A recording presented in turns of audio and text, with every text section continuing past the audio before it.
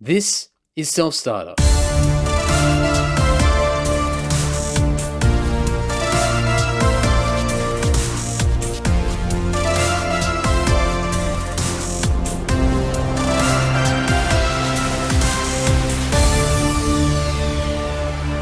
Welcome, folks, to Self-Starter Season 2.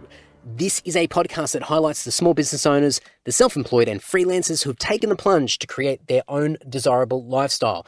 My name is Andy Dowling. I'm also the host of the Andy Social Podcast, and I play bass in the Australian metal band Lord. You can follow me on Twitter, Instagram, and Facebook by searching at Andy Dowling, or you can go to selfstarter.com.au where you can learn more about me, as well as everything to do with the self-employment world. This episode is with George Fisher of George's Tech Repairs in Darwin. Now, George started his business at home by fixing his family and friends' mobile devices, and with a little bit of practice, George found that his skills could extend further than his inner circle, where he could actually start servicing his wider community. At the time, George had a steady and reliable full-time job that he'd been at for the past several years. He had gradually made adjustments and had actually started to negotiate with his employer to move to a part-time capacity so he could begin to invest more and more into his own business. With his family having many years of experience running their own businesses, George had the support and the guidance to ensure that he took gradual steps before diving in completely into the self-employment world. In the early days of the business, George found himself making house calls and setting up stalls at the markets to help the local area address any issues they had with their mobile phones and tablets. As things built, George set up his own location where customers can now come in addition to continuing to have presence at the markets and doing the odd call out. I'm sure many agree that technology for many of us can be a real nightmare, and the fact that we rely on it so much means that George is providing a really valuable service to others. Working in the technology field, however, George has challenges of his own when it comes to continuously upskilling himself with the latest devices and methods of repair. He is constantly staying in contact with the online tech communities and learning to ensure that he stays relevant and in constant need of his customers. Now, customer service is a big part of George's success to date, and whether it be the after-hours questions, the call-outs, and other above-and-beyond help, George knows that he needs to take care of each person who chooses to come to him over a competitor in the area. With this approach, George has built loyalty, repeat business, and growth. It's all good news. As George sets his eyes on the continuous, uncertain future of technology, he is not staying married to the original concept of the business. George is constantly keeping up to date with not only the changes in the technology world, but also customer behavior and what they will require in the future. Creating a successful business is the focus, and George knows that the ways to do it will always continue to change. To learn more about the business, go and check out the links in the show notes as well as facebook.com/George's Tech Repairs. But for now, please enjoy this great chat with George Fisher of George's Tech Repairs in Darwin.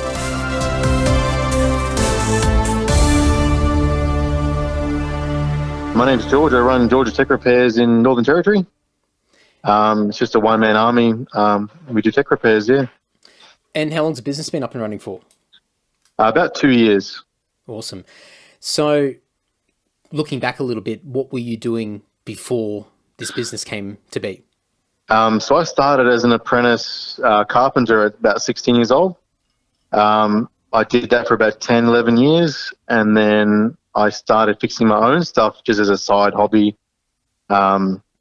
Just had a couple of broken phones at home sort of thing, started on the kitchen bench. And then work started slowing down and the hobby started taking over, and sort of transitioned to that. Had you ever had any sort of experience just doing something yourself as far as like your own business or anything like that? Or is it sort of just this natural sort of, you fell into it more or less? Yeah, I think that was more like it. So with obviously working as a trader, there's not really much to do with business. You just go get a wage sort of thing. But no, it definitely was difficult changing from hobby to an actual business because, it didn't become less fun. It just became a lot more serious, a lot more I had a mortgage at the time, I still do. So I couldn't really muck around. I had to be, 100% committed sort of thing. Did you have like a bit of a light bulb moment where you sort of, as you said, you were tinkering around, repairing your own stuff, in spare time? Did you have a moment where you sort of thought, geez, I need to make a big decision here. Like, can I do this on my own and make this into something? Yeah, I've done electronics before. I did a little bit like car audio, car stereos. Like I love that sort of thing, and I try and go as far as I can with everything I do. And sort of with work, I started slowing down, and then the boss is like, "Oh, do you want to do it sort of half? Do like part time?" And I remember doing a bit of landscaping, so we'd finished up the job we were on, just finishing off sort of thing, and then doing a few days a week in an office, and then a few days a week on site. I kind of realised that it was much nicer to be inside, because in the territory the weather is, obviously very hot and very humid. So that was a bit of a turning point. And then to be able to make more money and work for yourself, it sort of made my mind up pretty clear, pretty easy. It must have been good to have your boss to be able to sort of, obviously understand from his point of view that, work was drying up a little bit, but to give you sort of the freedom to be able to split it down the middle and give yourself an opportunity to sort of go out and give this thing a shot. Yeah, I'm very grateful. He's a multimillionaire and he's just a normal guy, like very humble.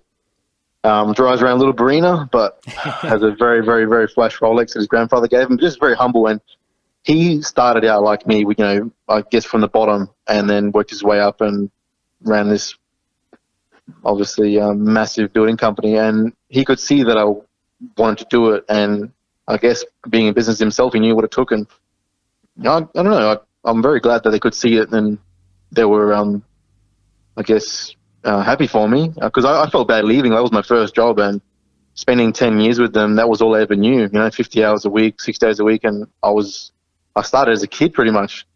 And then to leave everyone behind was hard, but I think I made the right choice. There's no hard feelings. I still go and see them all the time. Yeah. In those sort of early moments where you're sort of, splitting your time 50-50 and trying to get this business up and running, did you sort of lean back on him a little bit to get advice and guidance? I mean, given his background and his success, did you have him or other people that was sort of, people that you lent on? Yeah, my whole family run businesses too. Like my old lady's a debt collector. She's been doing that for 30 years. My family are lawyers, and they've all run their own business at one point or another. And I did ask them a lot of questions because everything was new to me, how this is supposed to work, and I just wasn't sure. But yeah, whenever I had questions, everyone now answered me. And there's obviously, to run a business is hard, but like to actually get skilled along the way and to run it all yourself was obviously on my back. But the day-to-day runnings and things, I could ask him. I haven't had to pay wages yet, which I'm happy about, but he did say, when you do that, you'll know, and what we went through paying you guys and all that sort of thing. What were some of the things initially that a little bit of a surprise as far as challenges in the early stages where you sort of realized, oh geez, like I didn't realize that, or I wouldn't have expected to have to think about that when you're launching your own thing? I guess cash flow, and I guess not being paid by the hour. So when we work normally, you can expect a wage, you can budget, but when you go in fresh with nothing and you're not sure what to spend your money on to get started, to keep stock, because I found out that you have to spend money to make money, and you can't take on jobs unless you've got parts, if you've got things to carry on with. You need to have supplies there. And that was hard initially. So I did borrow money off I think it was my auntie. She gave me about $1,000 to start up, just get some parts in, what people are wanting, a little bit of retail. And that was enough to get me sort of started. And then I had a month's annual leave, so that kept me going to pay the mortgage and stuff. And then it just took off from there. So, yeah, I was doing it as a side business before obviously finishing up with work. So after hours, my clients, would come around. I'd do it at home, and so that they were all still there. So that was good. And then when I went full time, I could obviously cater to a lot more people, and I already had sort of a good name at that point. So I think things just started snowballing for me, which is good. How did you get your name out there to begin with when you were doing it part time? Was it just you're in a circle and acquaintances and mutual friends and things like that you sort of started your business around, or how did you get your name out there? If you can offer things for free, people will often take you up on it, even if you're terrible at it. So when I first started doing it, I did it for free for people. So I'd supply the parts, I'd do everything for them, pick up, drop offs, whatever, just to get more experience. And then when I figured out I could get better at it, get faster at it, and then I started charging money, and I just sort of build my way up, I guess. Was there a bit of a strategic move on your behalf to offer your services for free? Was it primarily to get upskilled, or was it also to sort of get something in return, like, obviously like testimonials or, good word of mouth or things like that for your own reputation? Was there sort of a bit of a strategy, or do you just sort of, I don't know, I think a lot of these things that I see when I talk to a lot of people that are starting their own business, that you kind of fall into a lot of stuff as you go, and you sort of work things out and you go, oh, that feels right, or that sort of works. But did you have a bit of a plan? Because that's a particular thing that a lot of people would struggle with, especially when they're sort of trying to balance this new lifestyle where they've got a, as you mentioned before, you've got a mortgage already, so you've got debt hanging over your head. But to make that decision to offer at least some of your services for free, I mean, that's a gutsy thing to do, but it makes a lot of sense. It's hard because you don't want to obviously work for nothing forever, but to get that experience and to upskill and to get, just your name out there, you've got to start somewhere. Other businesses have been established for many years before me, and they would have to start the same thing. But to be more attractive in the market, you have to offer something. And I think just friends were happy to help me out, and as I was helping them as well, but I didn't really have a plan, to be honest. I just said, like, one day I wanted to leave, and I felt very claustrophobic at work at one point. Like, I felt like that's it, my time's up, my business is taken over. Why am I quoting during the day in the hot sun when I could be working in an office doing these people's jobs? I'm turning them away. So the wage was good. Like, it was over 100K a year secured. I could have stayed there, but it was just, I think I was a bit over it. And the whole free thing, I don't know, like, I guess I could afford it because I was still working full time. So I'd do jobs, till 10, 11 o'clock at night. Basically the kitchen table was just a mess. There was stuff everywhere. But I think for the purpose of upskilling, getting experience, you have to sort of take a loss at the start. People don't trust you, they don't know you. And it can backfire because you can get a lot of people taking advantage of you if you're doing it for nothing. Oh, absolutely. But you got to be careful. Yeah, it's a fine balance, and I think psychologically a lot of people will resist going down that path of offering things for free, because I think a lot of us are sort of built up, and we grow up with that sort of exchange, goods for money for services, or for goods or anything like that. So it's always like this mutual exchange, but I think a lot of the time, there's a lot of non-monetary things that are just as valuable as cash. And so exactly right. For you, you've obviously seen the bigger picture there. But what was that conversation like with, with that inner circle, with friends, when you're offering these, these free repairs or whatever you're doing with, all these different people? Were you sort of, I guess softly asking for, their commitment, or maybe setting expectations for next time, saying, hey, I'll give you a freebie now, but, next time, this is what I'm looking to charge? Or how did those conversations take place? I remember saying, to people that I'll do it for nothing the first time. And it was still a hobby at that point. So I wasn't sure if I was going to do it full time yet. So I could, do it for nothing and not worry about it, because, in a few months' time I could be doing something else. But I think I just told people one day, oh, I'm fixing phones, or oh, I'm fixing computers, or I'm fixing this today. Like, I'm looking to get parts in. What do you guys want me to do? Like, what can I help you with? Or is there broken things that I could maybe have a look at opening up and repairing? Because that's the best way to learn. And I used to tell them, like, the next step, if I'm not going to fix it, and if you don't want to spend the money, you're going to throw it in the bin. Like, to save on e-waste and other things like that, let me have a go at it. If I don't fix it, you're no worse off. You're going to throw it away. But if I do fix it, you've got something that you can either keep, resell, hand down, whatever. So that was, attractive as well for people to recycle things. But I think I just said one day, oh, I'm doing this as a side job, and then it just started snowballing out of control. And it's quite interesting just the way you've explained that then, because when I looked at your business name and I had a bit of a sticky beak, if I look at it very literally, it's you've got a device, it needs to be repaired, and that's it.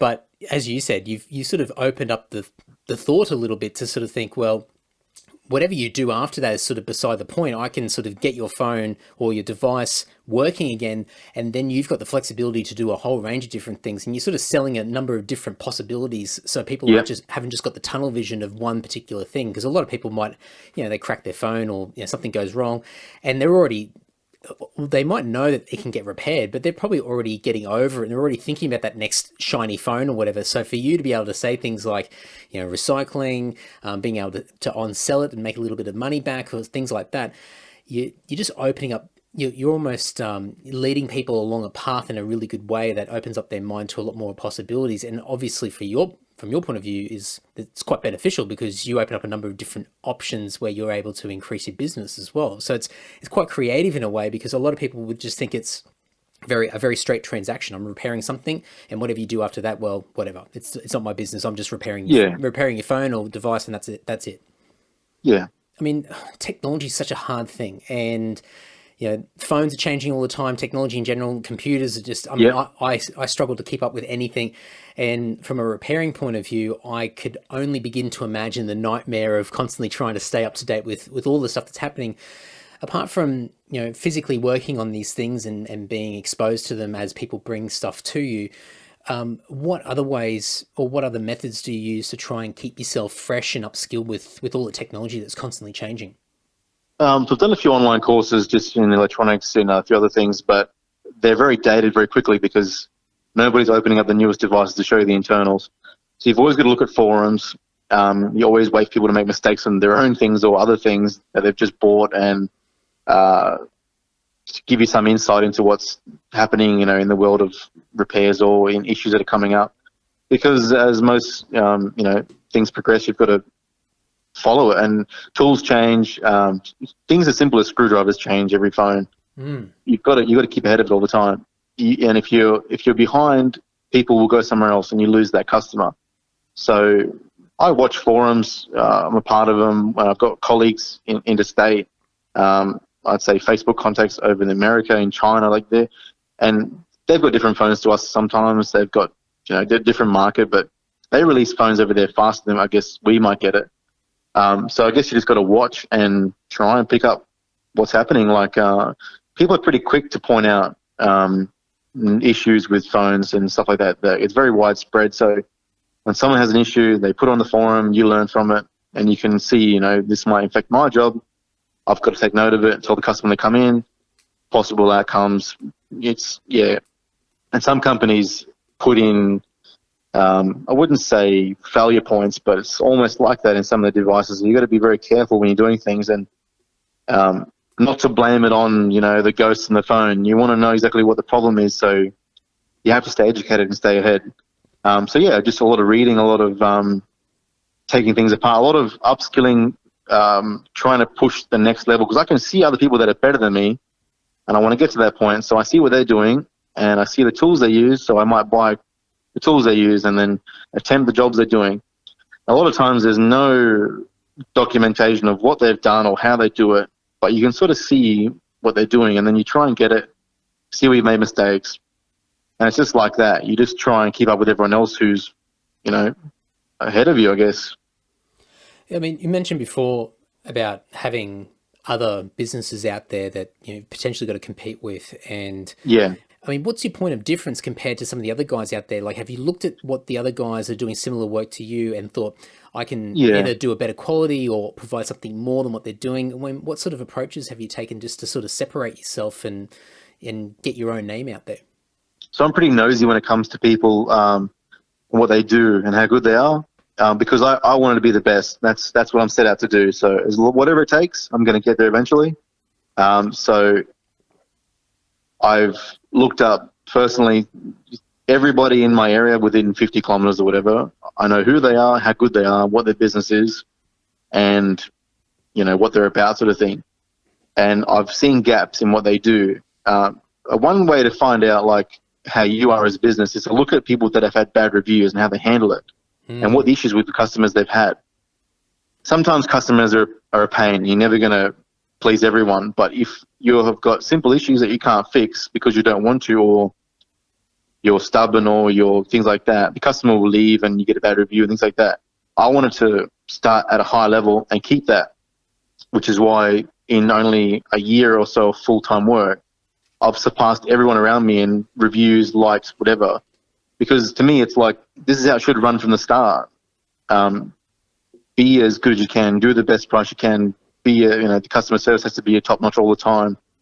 And I've just seen other people fall short in a few areas where they could have, taken the phone apart again, fix something small, keep the customer happy. And yeah, I just saw that gap, and I thought, what are they doing wrong, and why are they getting bad reviews when the skill level should be pretty high? They've done it for many years. They've got big shop fronts, they've got employees, they're obviously doing well, but the reviews are bad. It's even up to the point where like the reps for some brands up here, like Apple and Samsung, they're getting bad reviews, and I'm fixing some of their work. Like, I'm a nobody. Why am I fixing things that you're making mistakes on? And it's just, I think, if you care and more personable, maybe customers like that, and they come back and you get a better rating. I don't know. Like, I haven't done anything different. I think I've just tried to treat people the way I want to be treated. And if I was a customer, and I don't know, like, but I figured out quickly who everyone was and how good they were, and I wanted to be better. And I'm always trying to buy better tools and more, higher end. Like, we got levels in this sort of thing. Like, in technician, we call it level 1, 2, 3, or 4, whatever. Your level 1 would be something like, have you tried turning the phone off and on again? To put it simply, Yeah. That sort of technician level, help desk, troubleshooting. Go your level 2, which would be like, changing a battery, changing a screen. I'm putting it now in phone terms. Level 3 would be board level repairs, and that's probably about as high as it's going to go. And then I can see where other people are at. And if you can be better than them, you can take their work away. Not in a bad way, but you can sub it. You can get their work they can't do. So it's beneficial for you to upskill. I just saw a gap, and I'm like, I want to fit in here, be better service, and people should spread the word for me and be fans. And I shouldn't have to advertise. Shouldn't have to really bust my ass and put my name out too much if people are going to tag me and everything now. And that's just how I started it. I think there's a few gold nuggets in there, especially where you're talking about sort of looking to see what reviews other businesses are getting. Because I think it's funny, like so many of us, whether it's business or, my background playing music and whatever it is that you're passionate about or you're immersed in, and you want the secret sauce. You want to see why people are doing better than you, or, you want to aspire to something or a particular level of achievement, and you're looking for what makes them good. But sometimes, and you've nailed it on the head, looking at bad reviews, you're almost uncovering more secrets that way than the other way. You're seeing where the holes are, where the gaps are, and what you can do that they're not doing. And customers are truthful. They're putting it out there. And yes, as you said before, some can be an absolute pain and a nightmare to deal with, but a lot of people are pretty genuine. And if they're compelled enough to write a review online, it's going to be fairly genuine, whether it be positive or negative. So, for you to have the awareness to be able to sort of go, all right, well, I'm going to read these reviews and see where I can actually improve on what they're doing. It's really, really good, because it doesn't have to be rocket science. It can be something very simple. Yeah. And as you said, it's not that you're doing anything drastically different to anybody. You're really sort of becoming aware of the customer and treating them like you would want to be treated yourself. And that's quite powerful, and that's what breeds loyalty. Exactly right. You want to breed fans, basically, that are going to go, they don't owe me anything because they've paid me. So, but they want to tell their friends what happened, or they'll help advertise for me in their own way. And that's powerful. Like, people pay money for SEO is obviously, people pay money for that. They pay money for Google reviews. They pay money for Facebook likes and stuff.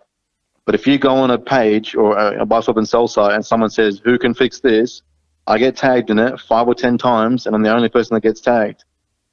And people do it. I don't know if it's friends doing it to take the piss sometimes. They just keep adding +1, keep putting on there.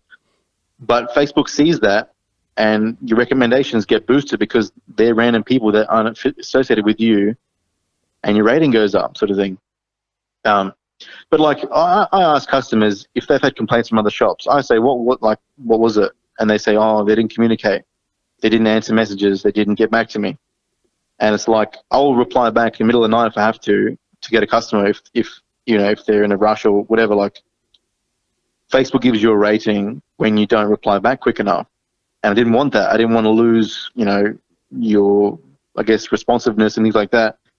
So it's as simple as replying to a customer, you could lose them. And I think Facebook's also made us too accessible. So you have to reply back very quickly or they'll go somewhere else. But I'm happy to. Yeah.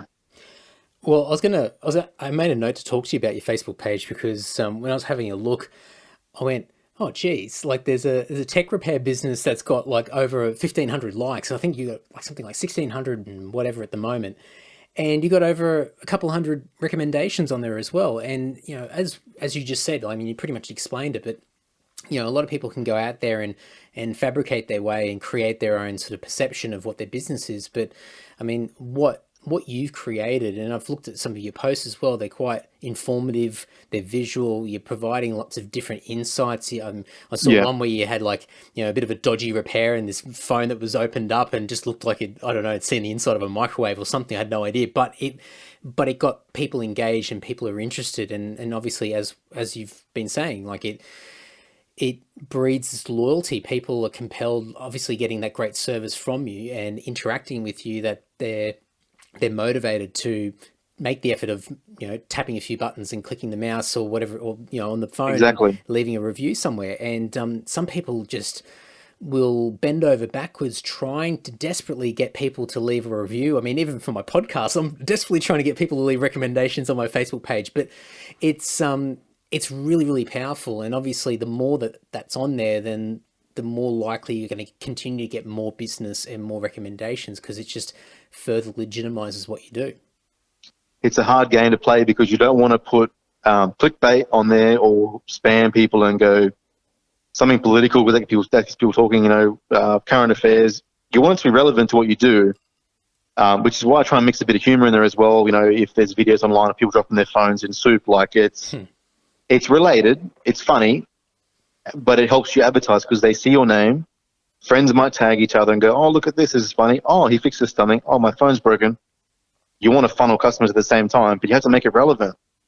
If you're just posting crap about politics and things not related, you're going to get comments, but not what you want. It's not the right ones. So it is a bit of a funny game. But I've done a job for a guy. Literally was $20, something like taking a tablet apart to change the battery in it. Some people didn't want to do it because it was difficult, but I just thought it's simple, I'll do it.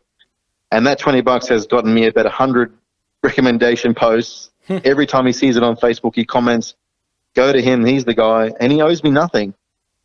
He's my biggest fan now, and it's just like crazy. You know, you do something small for someone, and it just pays off a million times.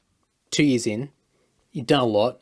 You've got a location, you get out there and still, you know, service the community and provide all these different services. You build connection, rapport and loyalty online and in person. But what's the next goal for you? What's the next challenge that's in front of you that you're sort of eyeing off? And obviously there's just it'll be never ending battle of upskilling yourself. But what are you looking at? Like where are your sights, focused at the moment?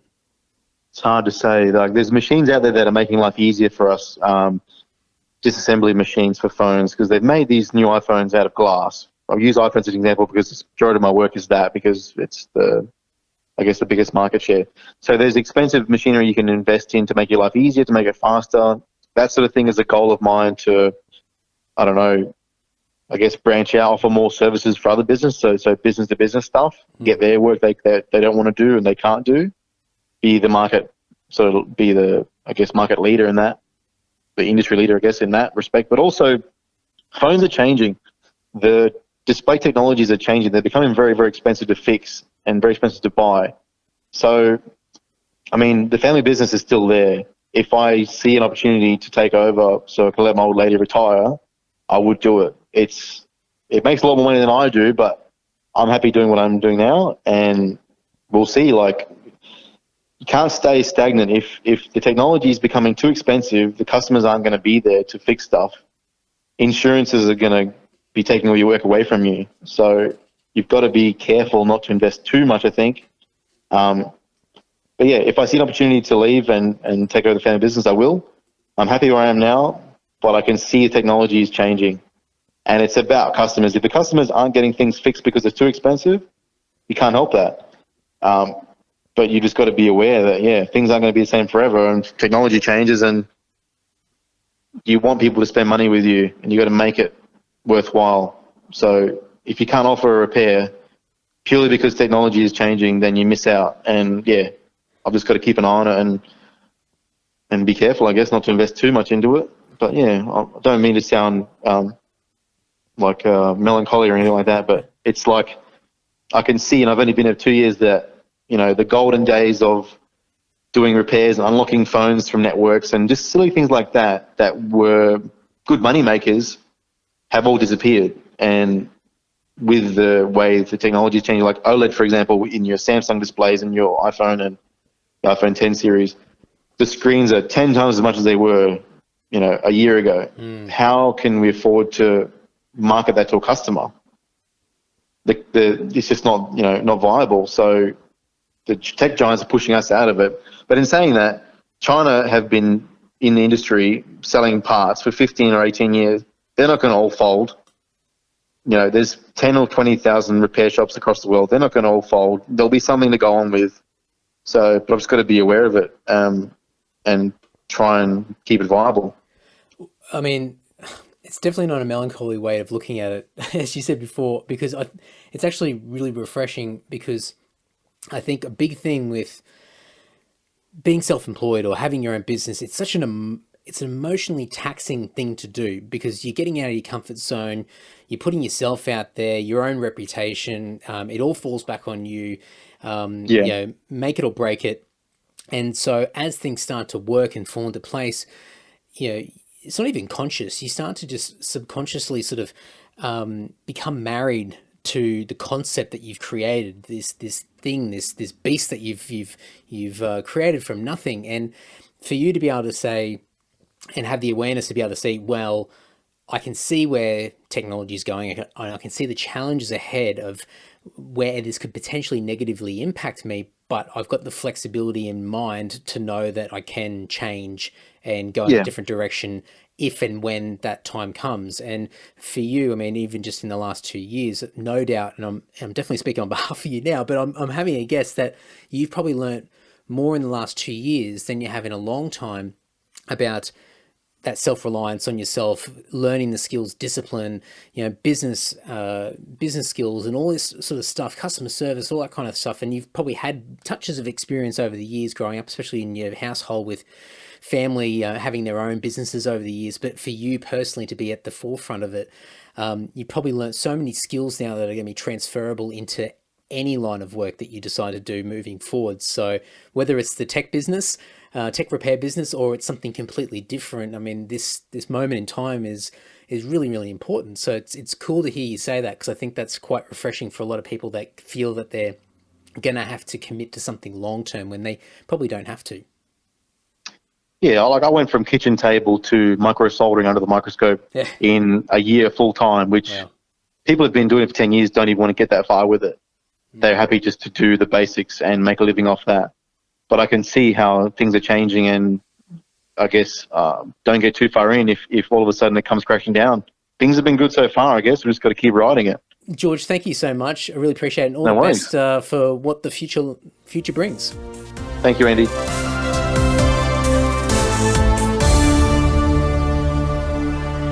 To learn more about George from George's Tech Repairs, you can click through to the show notes on your favourite podcast player, or head over to selfstarter.com.au, where you'll find more details from our guest, as well as my key takeaways. Number 1, is it time to negotiate? George had been employed for quite a number of years, and as he built his repair business, he began to transition away from the stability of his traditional job. Rather than jump ship straight away, George was able to negotiate with his employer to go to a part-time capacity. That way, he was still contributing, he was earning a steady income, but he was also opening up his time to be able to focus on and build his own business. Now, if you're still working for someone else and have plans to start your own business, look at how you can think outside the box and negotiate with your employer.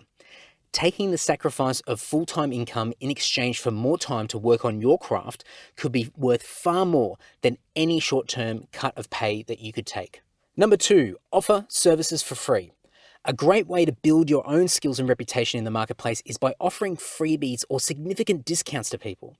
As you are looking to create a name for yourself, build trust and reputation, you're going to have to find ways to incentivize others to use your product and service over others. Naturally, you have to be mindful of your financial situation and prepare accordingly. However, if you are factoring specific amounts of time and resources to do this in advance, it will be manageable and return a lot of benefits. Number 3, learn from others' mistakes.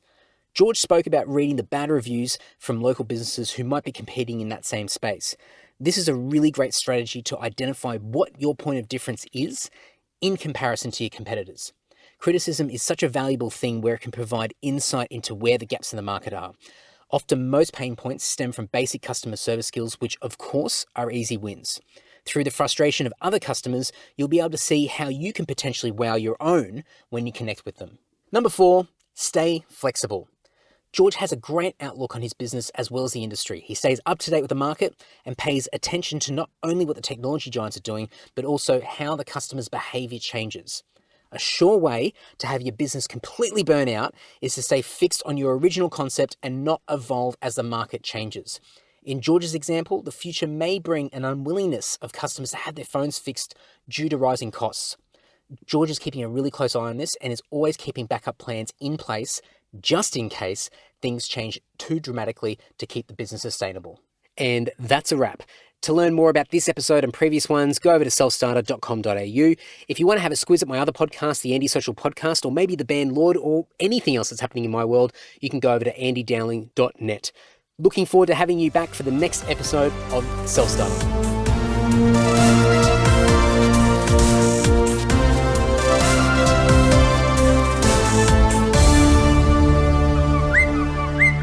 Larry.